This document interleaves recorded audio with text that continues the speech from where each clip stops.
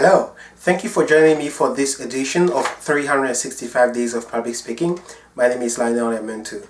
Today I'd like to share with you some of the lessons or the new experiences that I've had from attending the Orange County Speakers Bureau. Today is September 9th, 2015, and the Speakers Bureau, the Orange County Speakers Bureau, operates under Toastmasters International Founders District, and it's a club that aims at creating okay, I'm not going to edit this video, but I'm just going to say that right.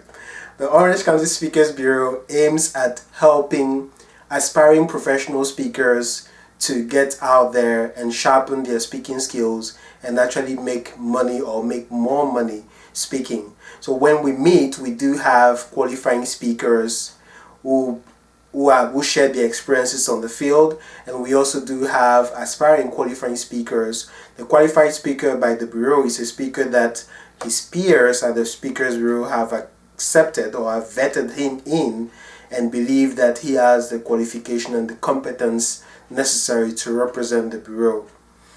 Now, that out of the way, I'm going to post a link to the Orange County Speakers Bureau in the description of this video, that you can check out the website and actually see in more details what the Bureau has to offer in case you are aspiring to be a professional speaker, or you are a professional speaker and you are looking for opportunities to network and kind of learn what is happening with the industry and the new trends and techniques and strategies you can use to grow your business. Now, tonight at the Bureau meeting, we had 2 educational speeches. What we do is we usually have 1 educational speaker and 2 qualifying speeches. The qualifying speeches are, like I mentioned earlier, speakers who want to be vetted by their peers at the Bureau. Now, the 2 educational speakers tonight, I have a few flyers here that I'm going to be reading from. I want to make sure you see that.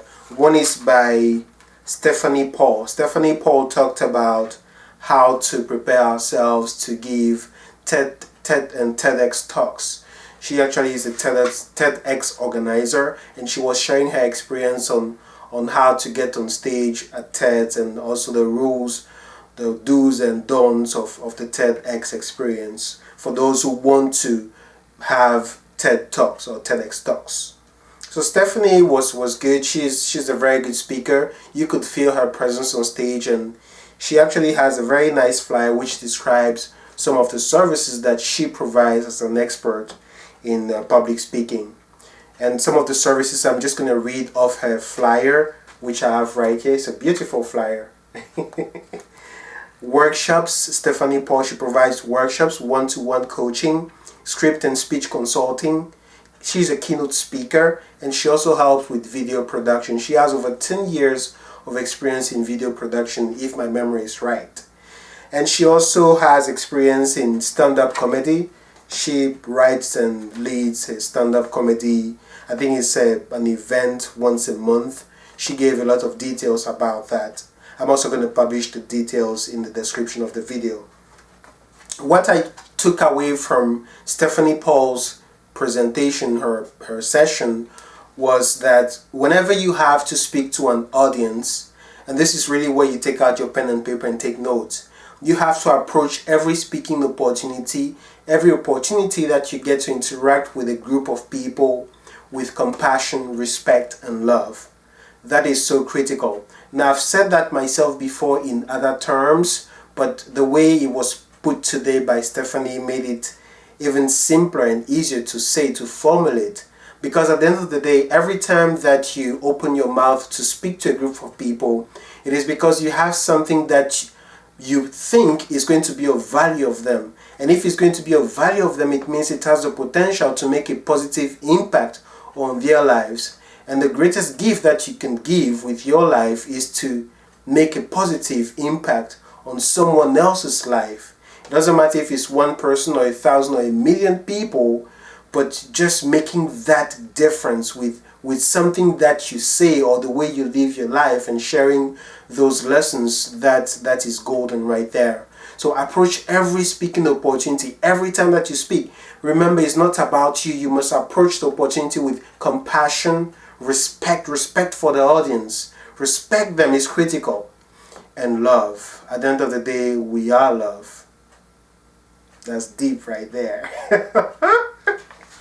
Okay, that was Stephanie Paul at the Bureau tonight. Next speaker that we had was Maricela Abasta. Now, I've actually met Maricela a few times in the past, actually several times in the past, and we've talked, and I knew that she was a really good speaker, but tonight she did something that was way out of her comfort zone. She spoke on a subject that she does not usually speak on, but to be honest, if she had not said it, no one would have known that she does not usually speak on that, because she was good.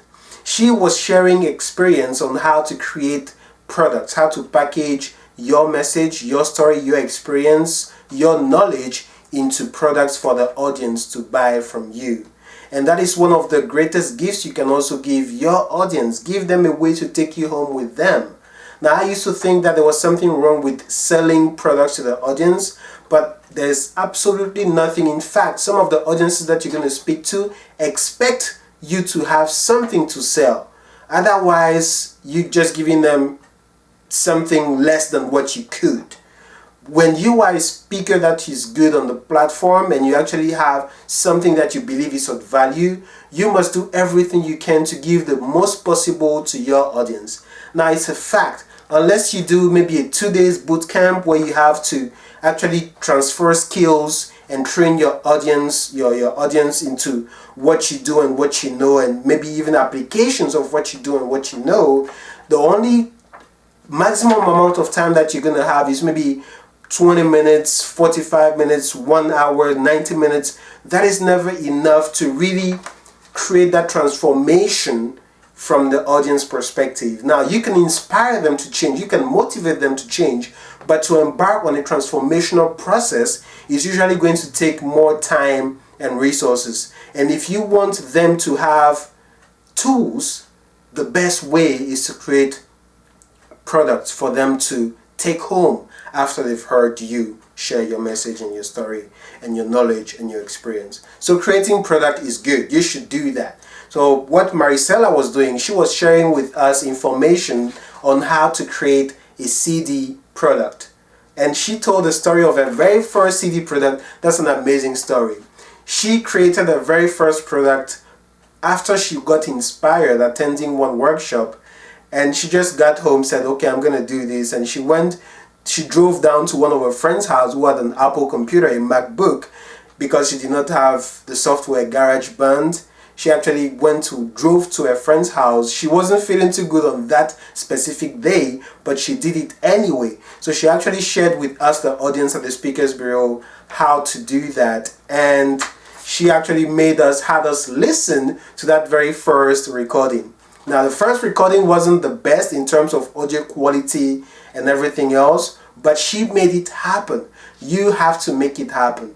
Your first product is not going to be your best product, but the only way to get to your best product is to get it started and keep moving.